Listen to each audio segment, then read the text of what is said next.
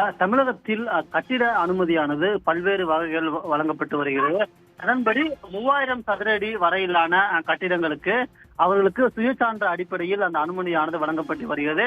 அதனைத் தொடர்ந்து 10,000 சதுர அடி வரையிலும் 10,000 சதுர அடிக்கு மேலும் ஒரு குறிப்பிட்ட ஆவணங்களை சமர்ப்பித்து அவர்களுக்கான அனுமதியானது வழங்கப்பட்டு வருகிறது. இந்நிலையில் ஊரக பகுதிகளில் உரிய அனுமதி இல்லாமல் கட்டிடங்கள் கட்டப்படுவது தொடர்ந்து தமிழ்நாடு அரசின் கவனத்திற்கு வந்தது. இந்நிலையில் இது தொடர்பாக அனைத்து மாவட்ட ஆட்சியர்களுக்கும் தமிழ்நாடு அரசின் ஊரக வளர்ச்சித்துறை ஒரு கடிதம் ஒன்றை எழுதியுள்ளது. அதில் கிராம ஊராட்சிகளில் அனுமதி பெறாமல் கட்டப்படும் கட்டிடங்களை மூடி சீல் வைக்க ஊராட்சிகளின் நிர்வாக அலுவலருக்கு அதிகாரம் உள்ளதாக தெரிவிக்கப்பட்டுள்ளது.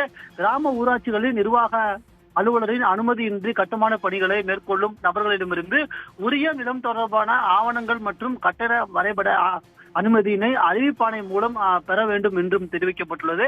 அனுமதியின்றி கட்டப்படும் கட்டிடங்களை நேரடியாக ஆய்வு செய்ய வேண்டும் என்றும் தெரிவிக்கப்பட்டுள்ளது.